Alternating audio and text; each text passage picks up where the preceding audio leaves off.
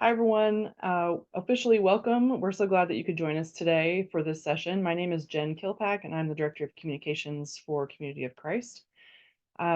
We are going to record today's session, so if people were not able to join us either today at noon, this session, or the 8 p.m. session, this will be available later to watch.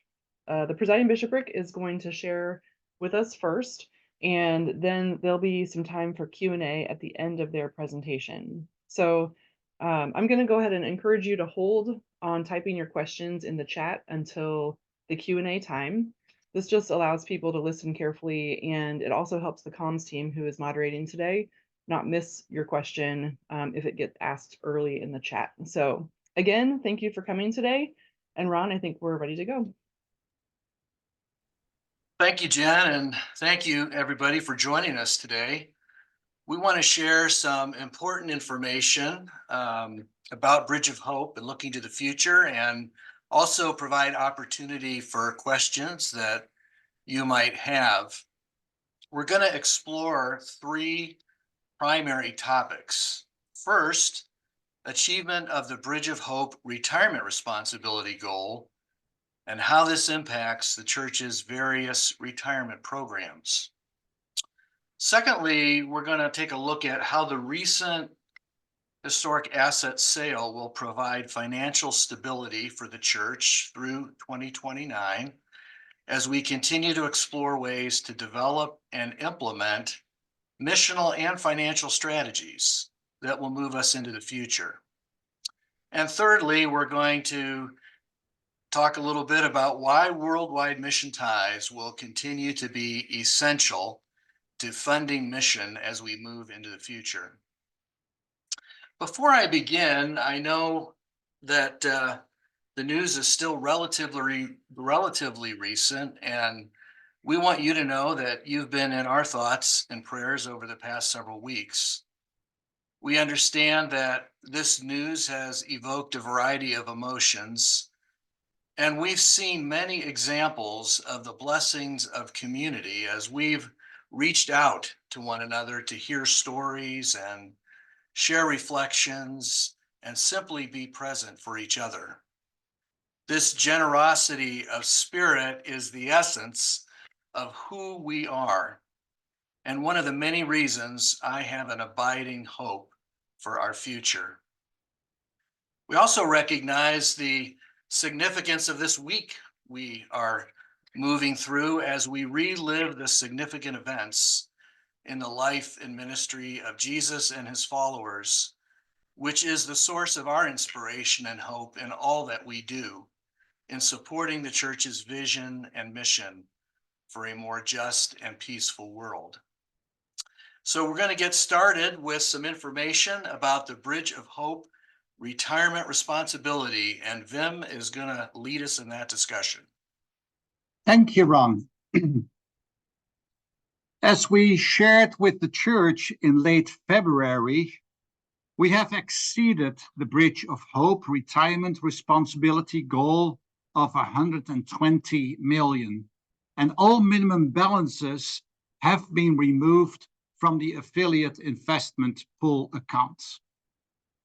The actual projected total is just over 129 million US dollars. This is amazing achievement, and only made possible by the generosity of individuals, congregations, and mission centers across the fields of the church. So we are grateful to the church for making funding the retirement responsibility a priority, and are just so appreciative of the efforts of individuals and leaders that engaged in challenging conversations and decisions that led to our ability to exceed the retirement responsibility goal. The church has secured the funding needed to fulfill the church's responsibility to ministers and leaders who have given so much to the church over the years. And this is certainly something to celebrate and be proud of.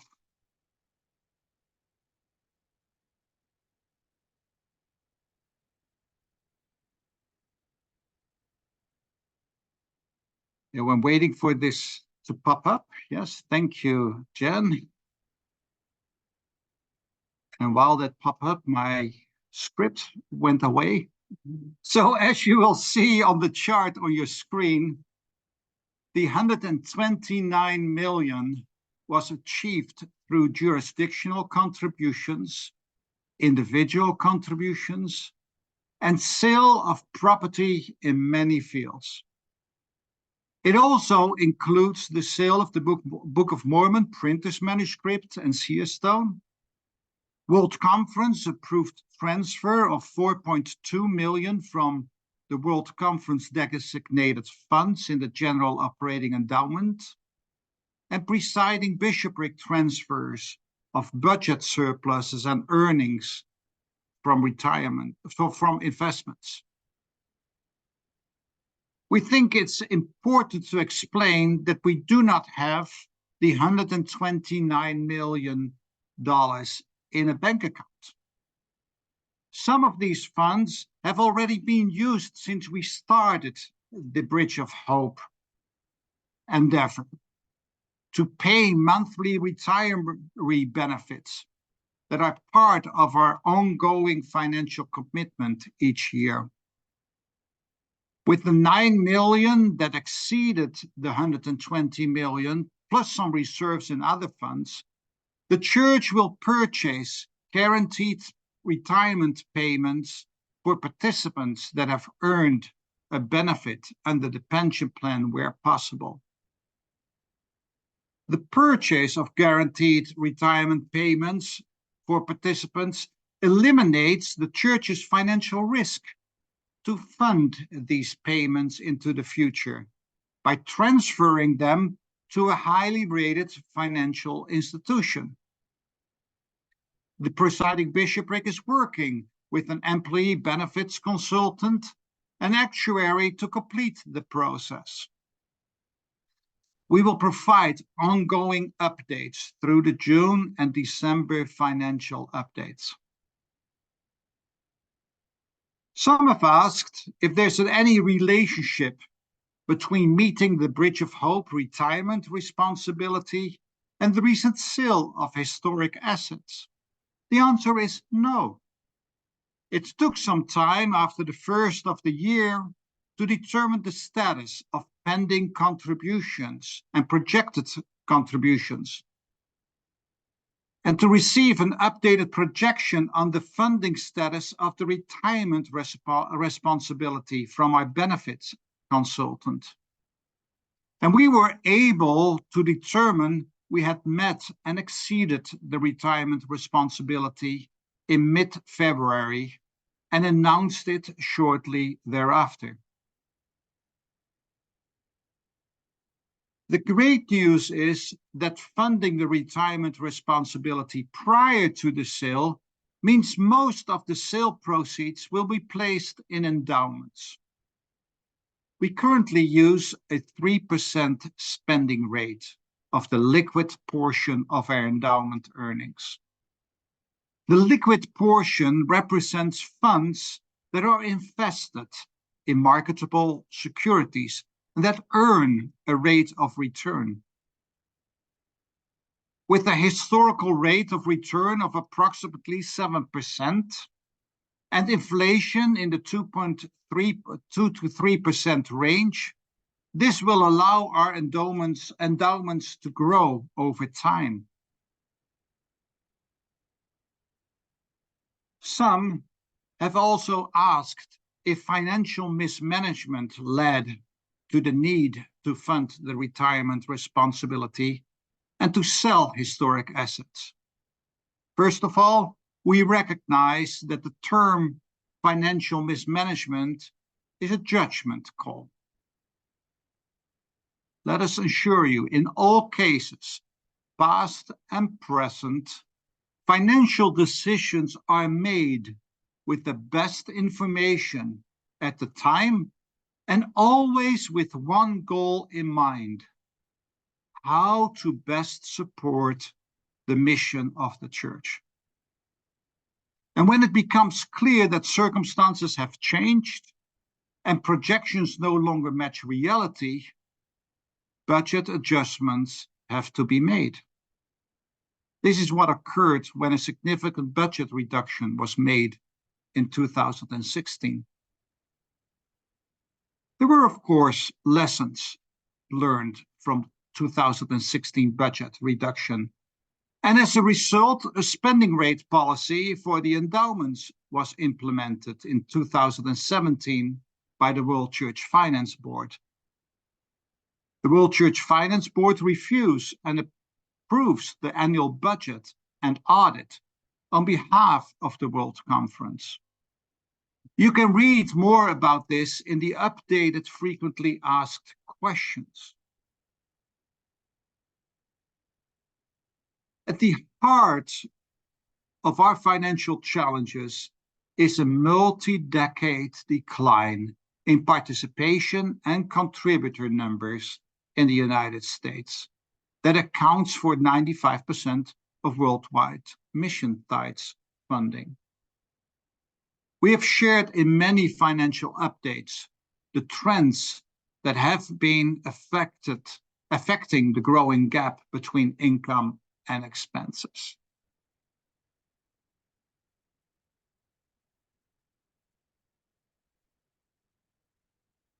We want to be clear that these issues are not about current contributors not being generous. The generosity of our contributor base is what has allowed us to exceed projected revenue declines for many years. However, the numbers are starting to catch up with us. Working on both missional and financial strategies together is critical for our future. So let's move into discussion about how the recent sale will help provide a period of financial stability as we look toward 2030. Ron, I will turn it over to you. Thanks, Wim. By directing a significant portion of the sale proceeds to the temple and worldwide mission endowments, recurring income can be added to the budget beginning in 2025 to continue current levels of support for ministries, services, and employees across the global church and the operations, witness, and ministries of the temple. This provides time for leaders to continue their work in developing and implementing missional and financial strategies, which were outlined in the financial update provided as part of the sale announcement. These things include innovative ministries and expressions of Christ-centered community where church participation has been declining. Steve Veazey addressed this really important challenge for us in his Way Forward messages. Message number 7, if you want to review what he had to say, called Disruptive Trends as Challenges and Opportunities. Secondly, disciple and leader formation in multiple languages and contexts will be a continued important strategy for the church.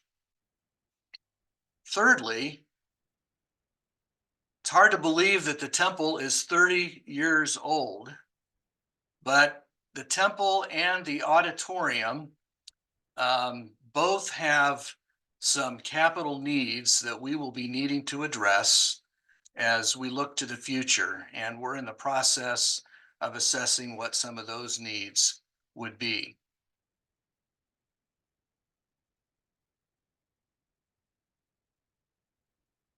Another important opportunity and priority for us is to diversify our sources of income. As you can see on the current chart, worldwide mission tithes makes up just under 75% of our income. You see that in the blue on the pie chart. and endowment spending only 4.2% of our income. You'll see that represented in the little orange slice. If we place 175 million of the sale proceeds in our endowments, the annual income generated from the endowments will grow from 4.2% of the total in 2024 to approximately 41% of total income in 2030. As the endowments continue to grow, sources of income will be more equally balanced between worldwide mission tithes, endowments, designated gifts, and other income. This means the church will not be overly dependent on any one source of income. The presiding bishopric will continue to invite individuals, congregations, and mission centers to consider contributions to the worldwide mission and temple endowments in the future. However, there is no plan at this time for a specific Bridge of Hope emphasis related to endowments. The key to our future is growing all sources of income and implementing missional strategies that will engage people in mission, that in turn flow into opportunities for generosity. The sale of historic assets gives us some breathing room to work on these objectives, but it does not solve all our financial challenges. With a 3% spending rate, if 175 million from the sale were placed in our endowments, it would generate 5.25 million in annual income. This would be just below 34% of the total worldwide mission budget of 15.46 million in 2024. Now, of course, this is substantial, but it will not fully address our funding needs now and in the future. Our current analysis suggests that if worldwide mission tithes continues to decline at the projected rate, we will be facing the possibility of another budget reduction in 2030 of approximately $1.3 million. Carla will now address what this means for our future. Thank you, Ron, and hello to everyone. As we know, worldwide mission tithes is important to our future. The church will be positioned to more effectively support worldwide mission by increasing the number of contributors. It is imperative that our outreach connects with younger contributors who catch the vision of Community of Christ and respond through whole life stewardship. Growing contributors will help offset the projected deadline in worldwide mission tithes that will catch up with us in 2030 without an increase in contributions.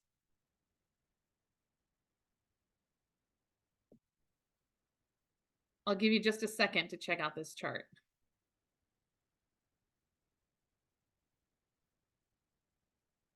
You can see in the bottom line of the chart that contributors decreased by 2,537 from 2019 to 2023.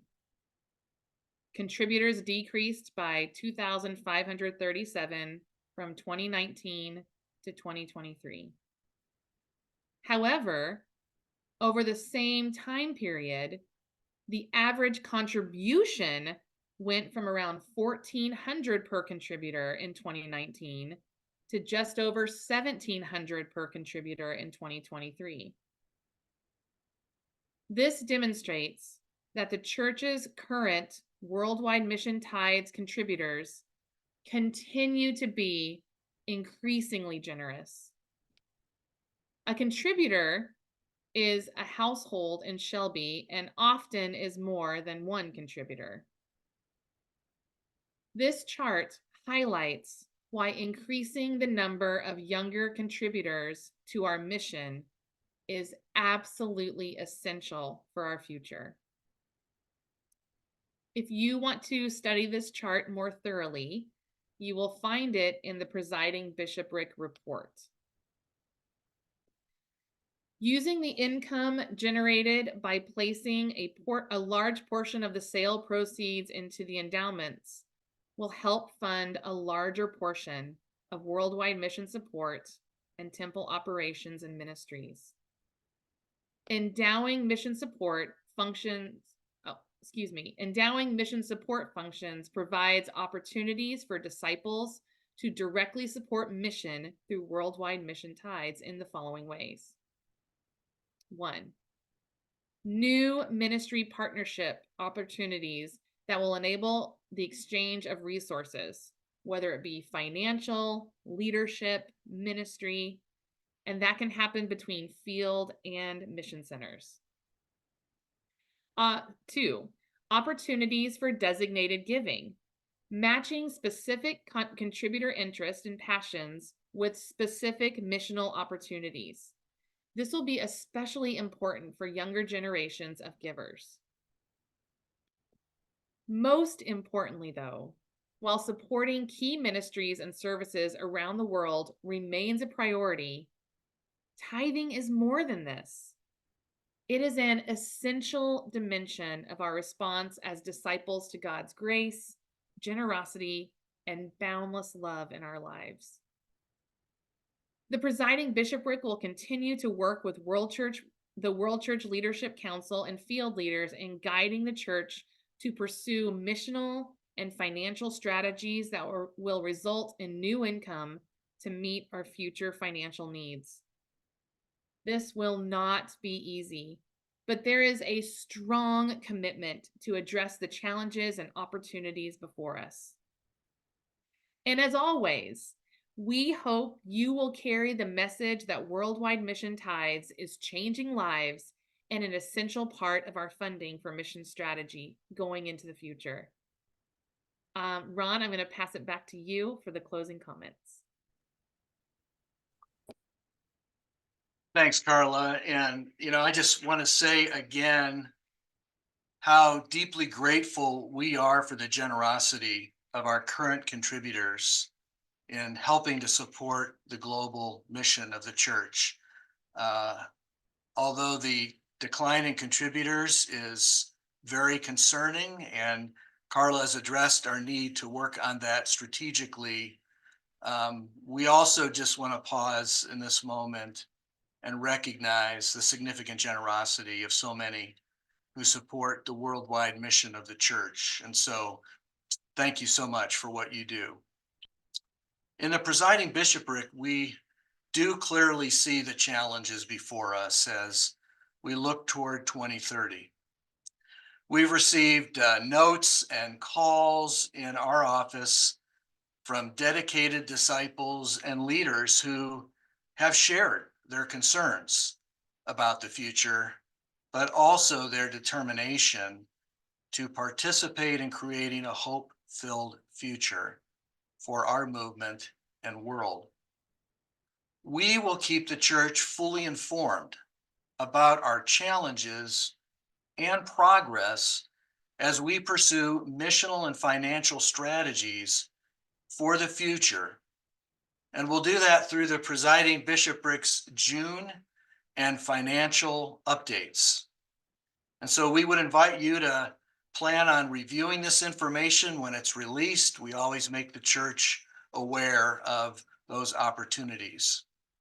Also, please start by reviewing the Presiding Bishopric's strategic priorities at the end of our December financial report that's available on the church's website. I think you will see that it addresses very specifically some of the challenges that we have discussed today, and it's absolutely imperative that the church, which is all of us, pursues these strategies together. On my office wall, I have a picture of a crystal clear lake set against the backdrop of the Sierra Nevada mountains. The lake provides a perfect reflection of the mountains and endless blue sky. On this picture are words from Doctrine and Covenants 162, 3a. Do not be discouraged. You have not been promised an easy path, but you have been assured that the Spirit that calls you will also accompany you. The reflection off the lake reminds me that amid all our challenges, we are called to be a clear reflection of the love and peace of Jesus Christ in every interaction, in every situation we encounter. One could easily be overwhelmed by the challenges before us in the church and in the world, but it should not be so with us. We have been assured that although the path may not be easy, the Spirit will accompany us each step of the way. So Jen, I'm going to turn it over to you now to help us to receive and respond to some questions. Thanks, Ron. Thanks, Carla. Thanks, Vim. While you all are now invited to put your questions in the chat, I have a couple of simple questions that we'll start with. These are straight up yes or no questions. They are some of our most frequently asked questions. So even if no one puts these in the chat, it's always good to hear the answer. So Vim, your question is first. Were proceeds from the sale of historic assets used to fund Bridge of Hope retirement responsibility? No. Thank you. Here's another one for you, Vim. Are minimum balances still in effect on AIP accounts? No. Ron, this is for you. Does the sale of historic assets and completing the Bridge of Hope retirement responsibility solve all of our financial challenges? No, it does not. And Carla, this one's for you. Do we still need worldwide mission tithes? For sure. Absolutely. Yes. Yes, 100%. Okay, thank you. So those are some of our most frequently asked questions. I'm going to go now look in the chat and see if we have some additional questions. Let's see. Okay, we have a couple about the retirement, like the retirement funds. So these are specifically about the retirement funds. What percentage rate of return is being assumed for the retirement fund?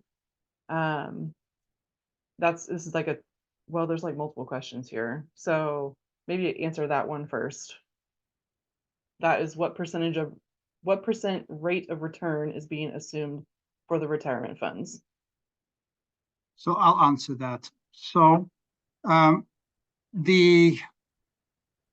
I need to get back to that in a bit, but the actuary studies that are being used use a market conform rate of return. I don't know what the exact rate of return is. That's actually also changes every year. So that's not something the church or the presiding bishopric determines.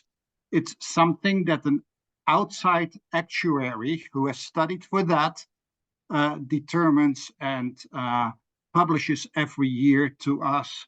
That determines the liability we have. Thank you. And then the follow-on to that is many organizations consider 80% as adequate amount for funding, rarely 100%. What percentage are we considering to be adequate for our retirement fund? Yeah, I'll take that question. There was a time when 80% was considered adequate funding, or actually they're really about the right spot to fund retirement plans because, as you know, as earnings go up and down, that impacts the actual funding percentage of a retirement plan. The conventional wisdom today is that 100% funding is where you want to be, and that is where we are with the achievement and actually exceeding the overall retirement goal. So we are at actually 100% funding. Thank you. Let's see.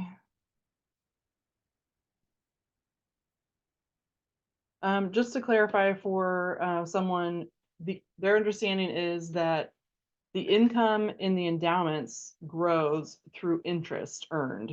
Is that correct? That is correct. That is how the endowment grows. And because we are taking a conservative 3% spend rate, and our overall return on assets historically is around 7%, and inflation is projected between 2 and 3%, that leaves a little bit left for those endowments to continue to grow over time. So that's a very intentional strategy on our part to use 3% to allow the endowments to continue to grow. Thank you. This question is just about other current giving options. So have we considered other options for giving, such as Venmo or other electronic transfers, in addition to Secure Give, as a way to capture younger givers?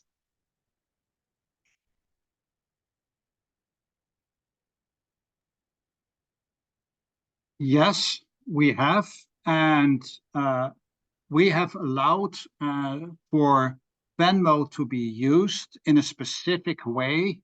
I encourage people in the US to work with their field support minister to implement that. World Church itself only uses e-tithing at the moment. That doesn't allow for Venmo. But on a local level, it is being implemented.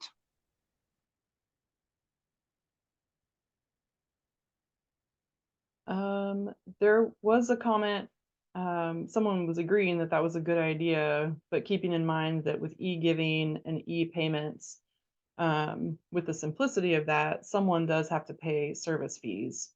So that is something else to keep in mind.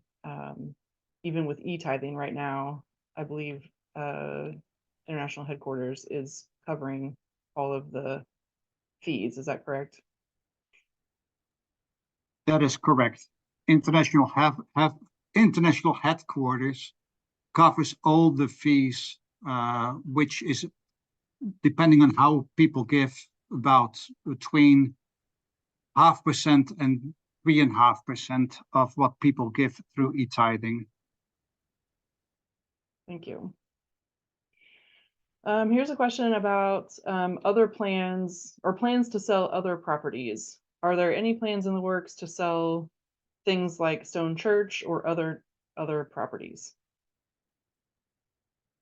There are no plans to sell other properties. And other than property that we own in eastern Jackson County and some places around here in Independence, that are the properties that would be non-historically related. So we still own some land. Some of you may remember back in 2021, we announced the North Point development deal, which is a land deal that includes about 1,100 acres in eastern Jackson County that will be sold and converted to cash between now and 2032. And that cash will then be able to be invested and will be able to contribute to our endowments. So that land certainly is part of what would be sold, but we do not have any other plans for any building sales just to sell here in the future. Kind of related to that is, are the sale of campgrounds still being considered? Well, the sale of campgrounds are local issues. Those are local mission center and campground board decisions. So we do not make those decisions here at the Presiding Bishopric. We certainly will help support those analyses along with field support ministers and local leaders, but those are local decisions. Thank you. We probably don't have time to go into this today, but you could probably explain where this information could be found. So the question is, can you please lay out how worldwide mission tithes are used and share how other countries outside of the US and Canada contribute to the world church budget? Well, probably the simplest way to see how worldwide mission ties are used is you can take a look at the worldwide mission budget, which is on our World Church website and available for everyone to look at. And it shows, how worldwide mission ties are used to support mission support services that are available to the global church, but also shows how it supports field ministries across the church. It shows how it supports initiatives related to abolish poverty and end suffering. So you can see really a pretty good layout of how worldwide mission ties are being used. And the other thing I would say is there are frequently stories that are featured in the Herald. There are oftentimes mission stories and videos that are on the website. Those are all examples of different ways that Worldwide Mission Ties is supporting the worldwide church. In terms of contributions coming from outside the USA, the vast majority of contributions do come from the US, about 95%. And then the other 5% comes from nations outside the USA. Thanks, Ron. Here's another question, again, about me. Actually, it's two things. One is what institution have we invested our assets in? So I don't know exactly. You're nodding your head like, yeah, I get that question. Okay, perfect. That's why I'm not a bishop. And the other one is about a new total in the endowment funds, like when and how would we know what that is? Well, then why don't you take the investment question? Yeah, thank you, Ron. So the investments are invested in multiple different funds, and to make to have a risk diversity as much as possible. You all know the expression, don't put your eggs in the same basket, but it's also with investing. So we use an outside investment company, and in our latest financial up, or in the latest Q&A that is out there, it is explained. So we use an outside investment advice company that helps us, and they have selected, with the help of our investment committee, multiple, I would say about 8 or so, I'm doing this by heart, different organizations where we invest.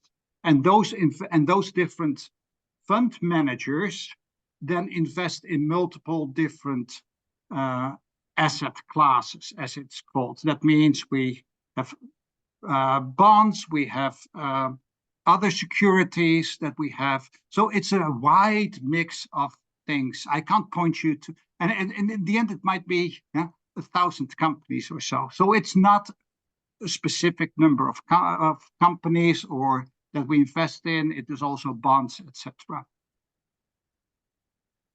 Yeah, and just we say in the Q&A that the company that we use is Cap Trust, and they have over 30,000 individual and institutional clients. They're a very large firm.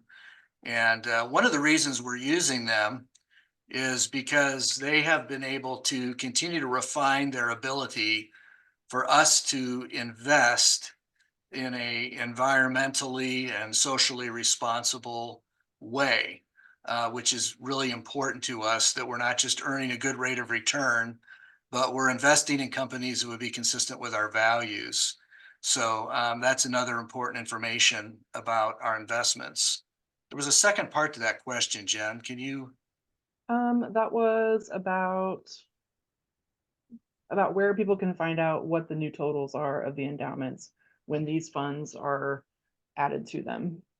Yeah, we will be certainly communicating that information through our financial updates to the church. That'll be exciting information to be able to communicate, and to be able to also share with the church how those endowments are now generating income that will be coming into the worldwide mission budget.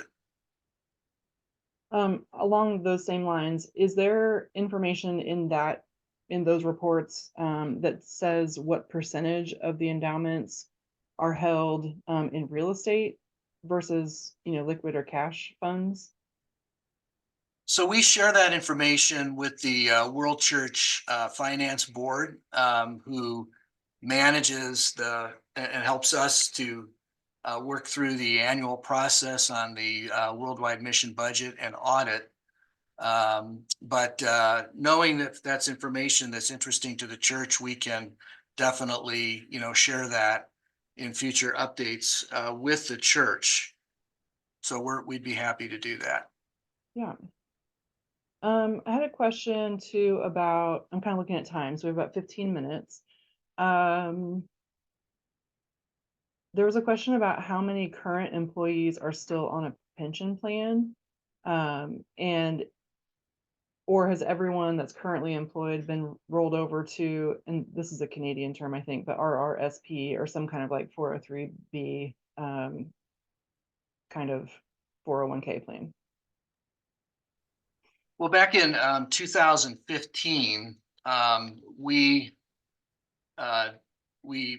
did something called, we froze the defined benefit pension plan, which meant that except for a very small group of people who were getting very close to retirement,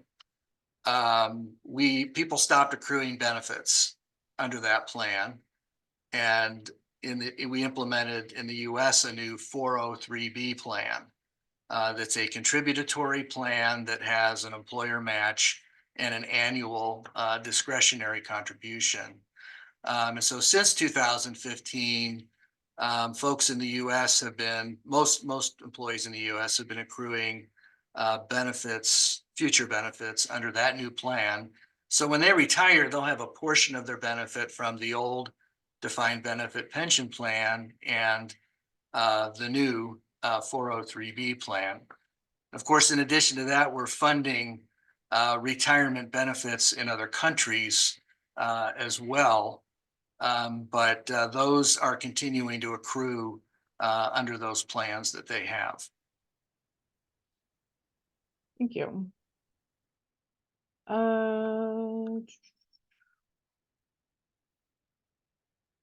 Here's a question about creative uses for the auditorium in the future, or have we thought of some? Are we generating some creative ideas, or will it just remain sitting there waiting for us to come to conference?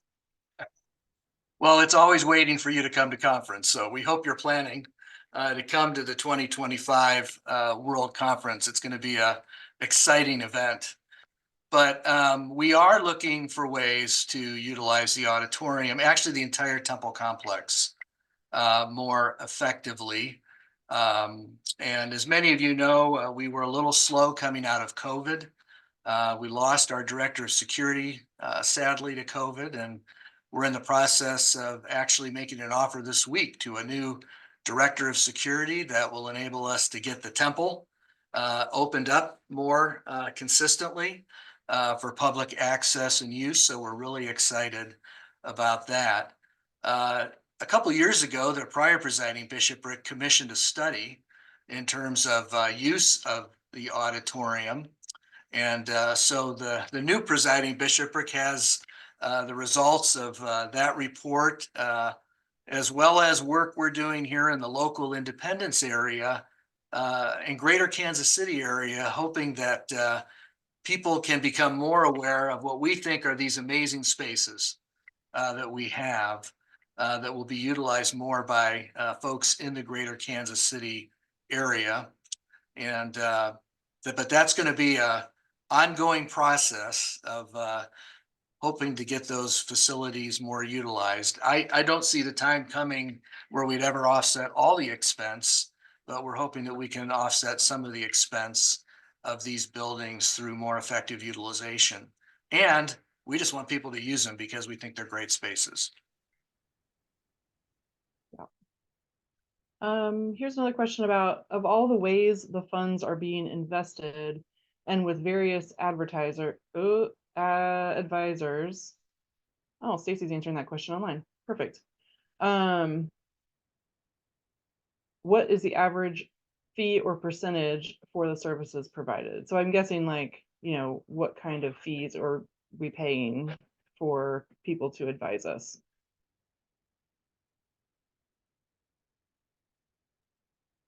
I would say somewhere, but I don't know, have the exact number, but somewhere between 0.5% and 1%. It's also dependent on which fund manager we're talking about. So Vim, what Jen just said that I was answering online. So just so you can see, what I explained was that the rate that you're posting as the long-term rate. So when you speak of 7%, that's net fees. So the fees have already been covered. So the church, when you say 7%, can count on that 7% long-term coming in based on the asset allocation. Thank you, Stacy. That's really good, Stacy. If I wouldn't have known any better, I would have thought you may have been a prior bishop at one point. Okay, here's another question about local properties. So when local properties are sold, how is the determination made how those funds are portioned out between local and world mission needs? Well, we have what we call a net proceeds policy that basically says that, of course, those assets are our world church assets. They're in the name of the presiding bishopric. And so that is a collaborative process. When we know we're going to be selling a building, we look at both what the local mission needs are, and sometimes there may be mission center needs as well. And also we certainly make people aware of what some of the world church needs are in terms of continuing to build our endowments, for example. So that really is a collaborative conversation between the field and mission center and local congregation in determining how those assets can best be utilized to support mission. And sometimes there's not a plan for how those resources might be used locally. So sometimes there may be a mission center objective or plan for how they want to use those. And sometimes there are opportunities for those resources to come and support endowments here as well. So it just really depends on the local circumstances and how people are planning for mission into the future. Great. Here's another question about future contributions to endowments. So what assumptions are made for the endowments to receive additional contributions on an annual basis from real estate sales? So currently, in our projections, we only have real estate sales for which we already have contracts in place. And those are our investment properties in Eastern Jackson County. Those is what is part of our projections at the moment. Thank you.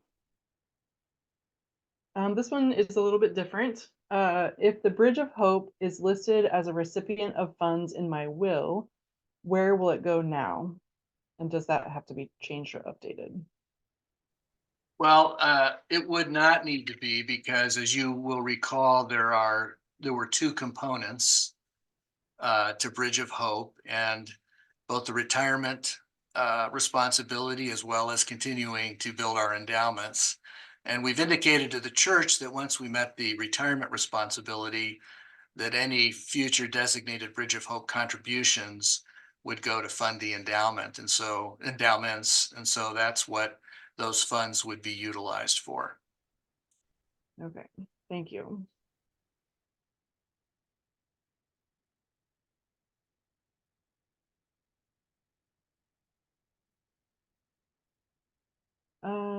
Let's see here. I'm just kind of scrolling through to make sure that we've tried to get as many of these as possible. I know you've kind of captured this already. But can you give a short explanation of how endowments work? Good. Okay, I hope to keep it short then. I'll cut you off if you go too long. That's fine, Jim. I'm used to that. I know. So an endowment is a fund where we put money in, say $200 million. Those $200 million are then invested, and then we can use the rate that comes back from the endowments, from the investments, for future, for funding and supporting the mission of the church in the worldwide budget. As you might know, and I'm going a bit of a detail here, one year we might have a down market, the next year we have an up market, another up market. To smooth that out, we take the balance of the endowment value each year at June 30th, and that's what we call a 3-year rolling average. So based on the 3-year rolling average, the value of the endowments, we take a spending rate. So if one year the balance was 190 million, the next year on June 30th, 200 million, the next year 210 million, the average is 200 million over those 3 years, and we take a 3% spending rate, which means 6% is available for supporting the worldwide budget. Yeah, one thing I want to emphasize is that the initial amount of dollars that are put into the endowments, we're not spending those dollars. We're spending on the earnings. So we've received this question several times from a variety of sources in terms of, well, are we just going to, what are we going to do when we run out of those dollars? Well, we're not spending down those dollars that were originally contributed to the endowment that we have discussed today. We're only spending on the earnings of those dollars, and how we can spend on those are governed by the spending rate policy on endowments that was put in place in 2017 by the World Church Finance Board. So that governs what we can do in terms of how we spend on our endowments. Thank you. I had a question come to me about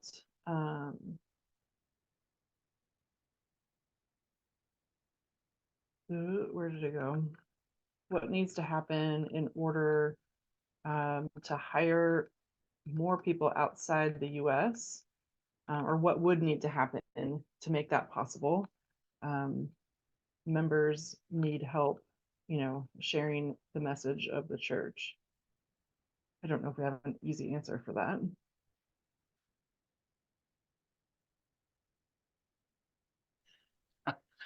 Well, I guess the easy answer is that we continue to work on those sources of income that we talked about earlier, we continue to work on increasing our endowments. We continue to work on, as Carla talked about, engaging younger generations in our mission who want to give to the church through whole life stewardship response.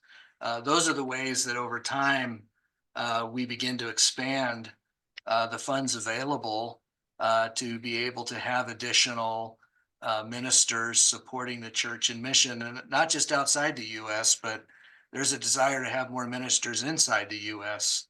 as well. So we're hopeful as we continue to pursue some of these strategies together that that time will come. Thank you. There was a question about the amount of money in the temple endowment, and if that is, are the proceeds of this endowment used to maintain the temple, and are there enough funds to sufficiently, I'm not reading this properly. Let me start over. Are temple expenses covered sufficiently from endowment proceeds? That is the more clear question. Well, the answer to that question is yes, they will be with this sale. This is going to secure funding for the operations of the temple complex, which also includes the auditorium. And beyond that, of course, the temple endowment also funds temple ministries. So we'll be looking at, and with the World Church Leadership Council and World Church Finance Board, exactly how those endowments will be used to fund those items. And then we'll be reporting that to the church through our financial updates in June and December of each year. Thank you. This is a really good question, and I feel like we could have an entire another meeting about this question. So I'm not really gonna ask you to answer it, but I think it's important for all of us to hear it. And Steve, I'm addressing the person who asked the question here. As we've talked in a variety of meetings like this over the last couple of weeks, I've heard multiple people, both members and leaders, express a desire to continue having conversations like this, where we have a chance maybe to share ideas with each other. I saw a couple of really interesting ideas for how to use the auditorium in the chat. So Steve's question is, can the World Church leadership share or reshare the sacred story and thought process of reconciliation of the church as compared to our history and other faiths? Basically, what is our story to share with new and or reaffirming members to return? I think that is, something that we've talked about, the importance of sharing our story and continuing to find ways to articulate that, not only to ourselves, but also to others. I don't know if anyone has a comment about that or they want to, but I think that's a really key question. Might be an opportunity. Stacy, I don't know if you have anything you'd like to say about that from the presidency's perspective. Yeah, so many things. So I just think at this point, what I'll say is we wholeheartedly agree, and we find your comment and observation compelling and aligned with what we need to do as we move into the future. So amen, and let's work on that together. Thank you. The last thing that I'll say is we had a question about where others can listen to this recording, and we will be sure to post this on our YouTube channel, our YouTube/Sea of Christ, and we'll also put links on our website, seaofchrist.org, so that you'll be able to find them. I would imagine they'll be there sometime later this week. So I want to thank everyone for coming. It's always good to be together, and I really appreciate the information that was shared by the bishopric and for your thoughtful questions and the opportunity to learn more and know more. So I hope everyone has a great day. And we will see maybe some of you tonight. If you want to hear round 2 of this, we will be doing it again at 8 p.m. tonight. So you're all invited to join us again if you have another question.